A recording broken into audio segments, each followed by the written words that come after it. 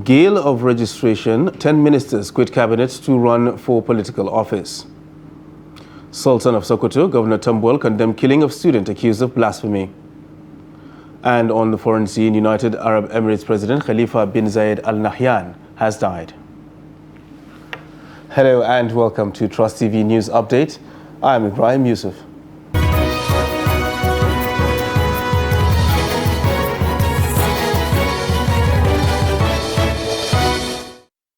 Now the news in detail. 10 ministers have resigned to run for political offices following a directive from President Muhammadu Buhari at the last Federal Executive Council meeting. The Ministers of Information and Culture announced this Friday while briefing State House reporters after a valedictory session held at the Presidential Villa in Abuja on Friday. They tendered resignation letters in compliance with a circular issued by Boss Mustafa, Secretary to the Government of the Federation, asking political appointees seeking to contest the 2023 elections to resign. Some of them have either purchased the presidential, governorship or legislative nomination and expression of interest forms of the ruling All Progressives Congress. The coalition of northern groups has accused the Igbo Leaders Consultative Forum and other groups clamoring for presidency of Igbo extraction of unpatriotic and anti-nationalist activities. Spokesperson of the coalition, Abdulaziz Suleiman, who made the allegation during a press conference in Abuja, also called for the arrest and prosecution of IECF members, led by former Anambra Governor Chief Chukwuemeka Ezefe, for threatening the nation, its institutions and people. Abdulaziz added that the recent warning by the IECF that any attempt to deny the Southeast zone of the presidency in 2023 will rupture Nigeria's corporate existence exhibits desperation on the part of the Southeast leaders, whom he said should not be allowed to produce the president come 2023.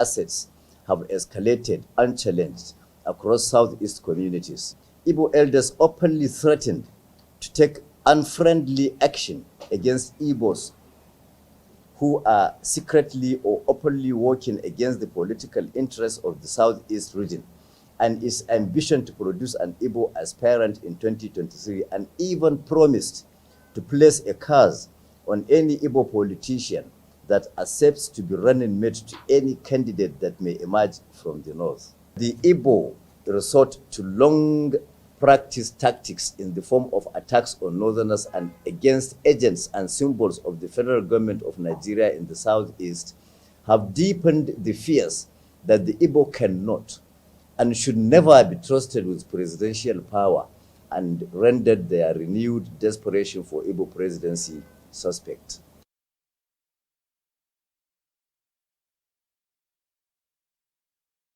Meanwhile, the Independent National Electoral Commission, INEC, has revealed that it has concluded the configuration of the bimodal voter accreditation system for the conduct of the June 18th Ekiti State governorship election. Chairman of the Commission, Professor Mahmoud Yakubu, who made the disclosure, also announced that the Commission has also finalized arrangements to undertake a mock voter accreditation exercise in Ekiti ahead of the main poll. He also disclosed that the Commission has decided to suspend the online registration in the next 3 weeks to enable the online registrants to complete their registration physically at the designated centers before the exercise is suspended on June 30th. The BVAS, following complaints received from the recent area council elections in the FCT held on the 12th of February 2022. For the first time, the Commission deployed the Automated Biometric Identification System, the AVIS, which is a comprehensive and robust system involving not just the fingerprint identification, but also facial biometric recognition. The lessons learned from the most recent by-elections have been taken into consideration as we prepare for the forthcoming Ekiti and Osun governorship elections. The Commission has finished the configuration of the BVAS for the Ekiti governorship election. To further ensure optimal performance of the BVAS on election day, the Commission will undertake a mock voter accreditation exercise in Ekiti State ahead of the governorship election on 18th June 2022.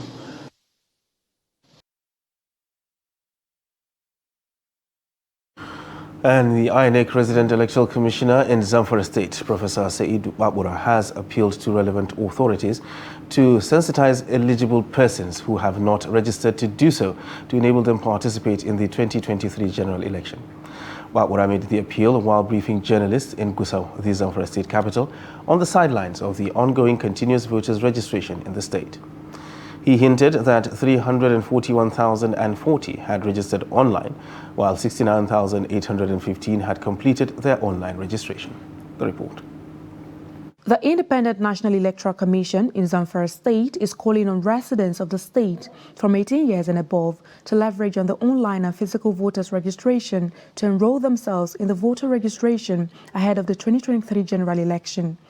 The INEC Resident Electoral Commissioner, Professor Saidu Babura, enjoined registrants to note that anyone who had registered online but has not completed the physical process of thumb printing and capturing is expected to complete the process, otherwise he or she cannot participate in the forthcoming general election. On voter registration, you are aware that CVR, that is continuous voter registration, has been going on since June 2021. That is 11 months ago. In the state office here and local government headquarters, from the beginning of April, that is when we entered the third voter.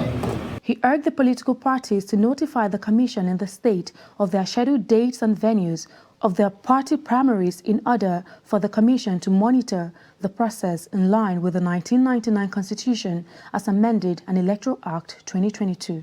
There is the phase. There are also other things here that can be taken.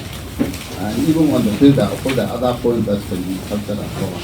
So we physically challenge capacity to also register and your ID. And the same thing also during elections.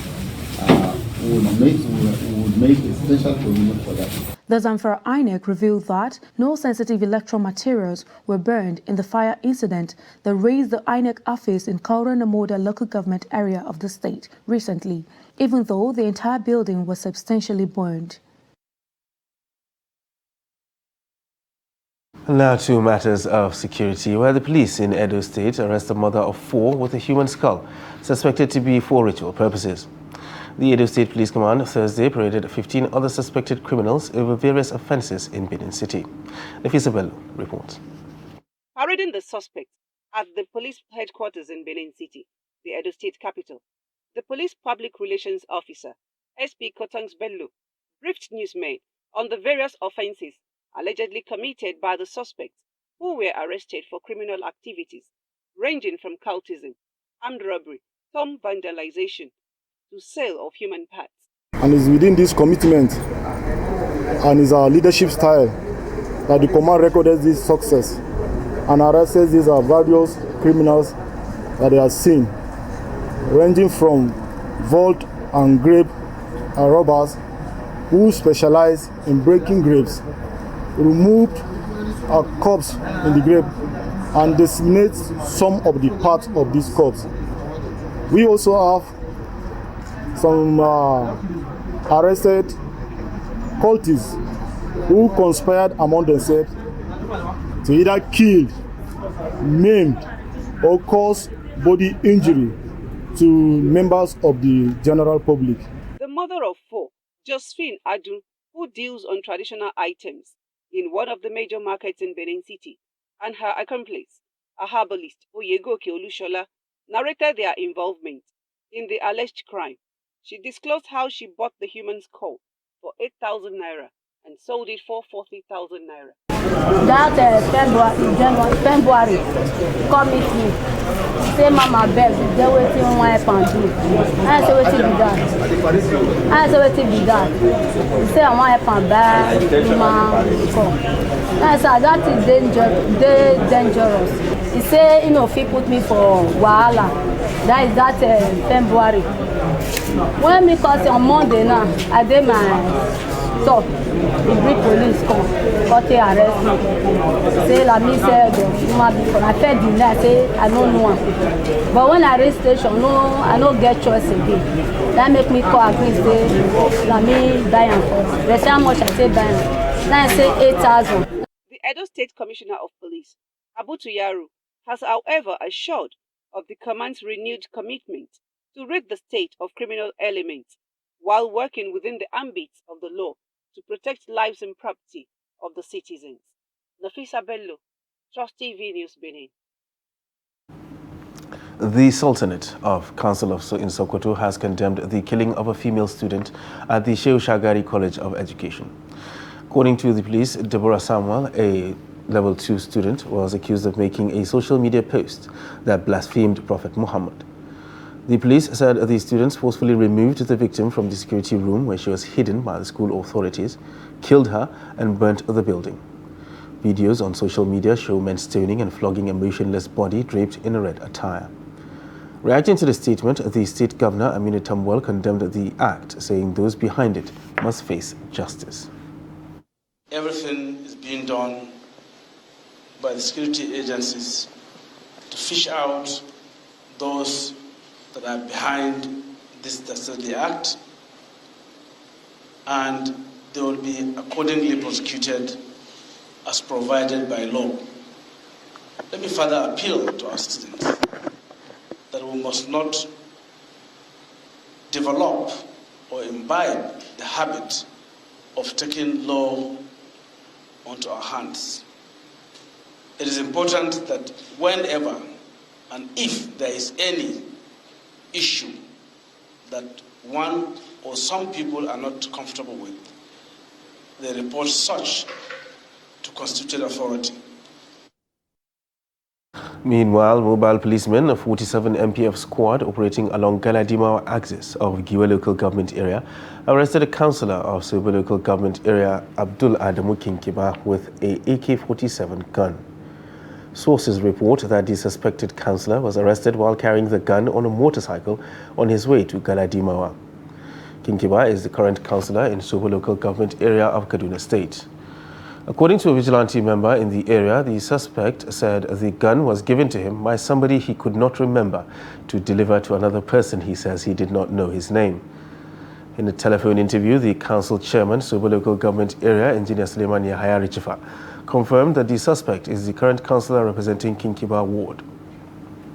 Police authorities are reported to have taken the suspect to the Kaduna State Police Command for further investigation.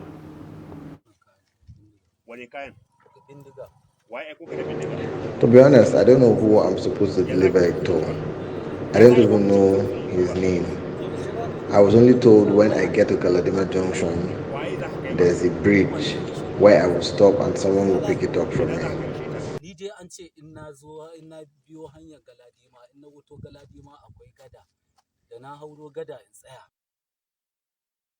You're watching Trust TV News Update. Still to come after the break. Downside of irrigation farming in Katsina. This and more after the break. Do stay with us.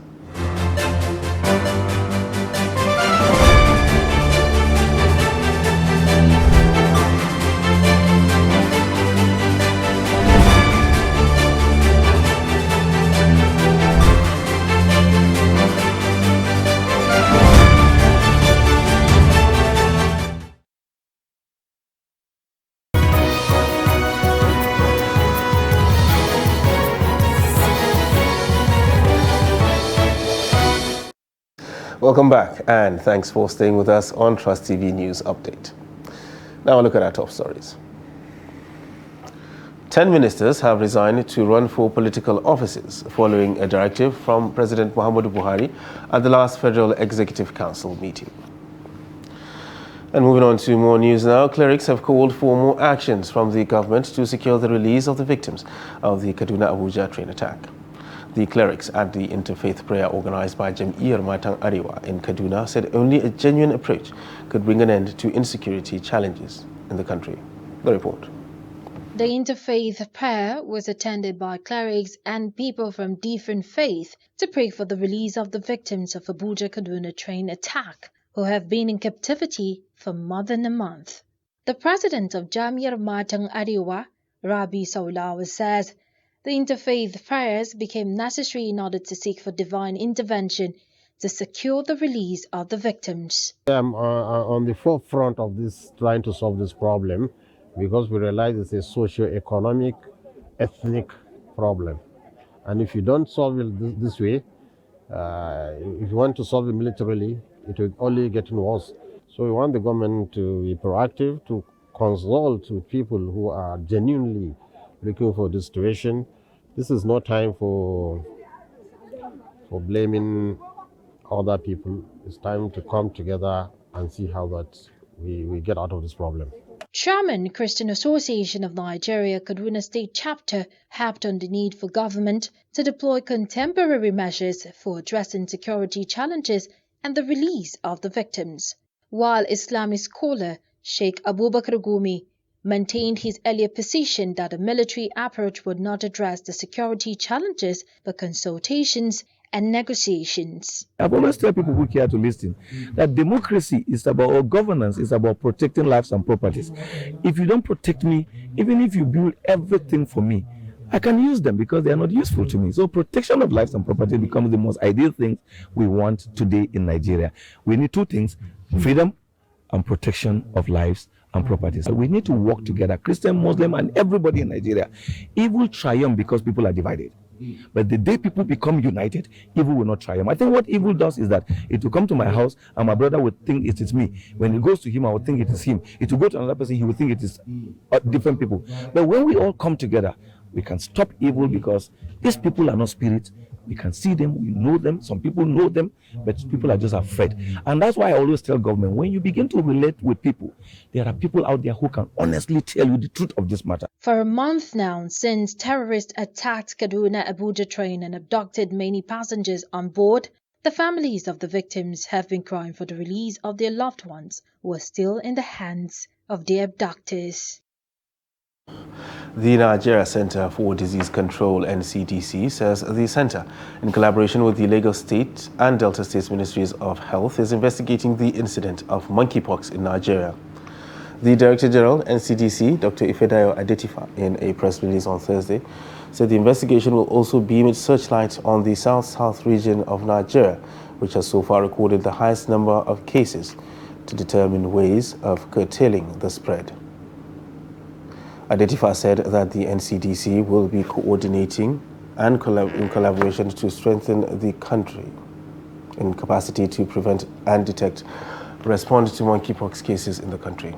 The DG said that since the re-emergence of monkeypox in the country between September 2017 and 30th April 2022, a total of 558 cases and 8 deaths have been confirmed from 22 states. Of these, 15 cases have been confirmed in 2022 alone. The number the DG said does not constitute an outbreak. The efforts to contain the spread has been championed by the Federal Ministry of Agriculture and Rural Development, World Health Organization, United Nations Children's Fund, UNICEF, and U.S. Centers for Disease Control. Irrigation farmers in Ajua district of Atagarawa local government area of Katsina State could suffer great losses this season as a result of power outages and high cost of diesel and petrol. The epileptic power is compounded by a very low voltage, which could hardly power generators to supply enough water to the crops. Abdullahi Yamadi visited some irrigation sites and Ajua Dam and now reports.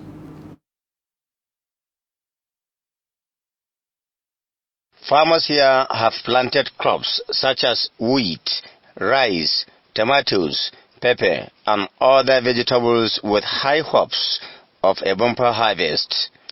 But since the beginning of the season, these hopes are fading away as a result of the epileptic power supply and the skyrocketing cost of diesel and petrol. We have incurred heavy losses because of the shortage of water.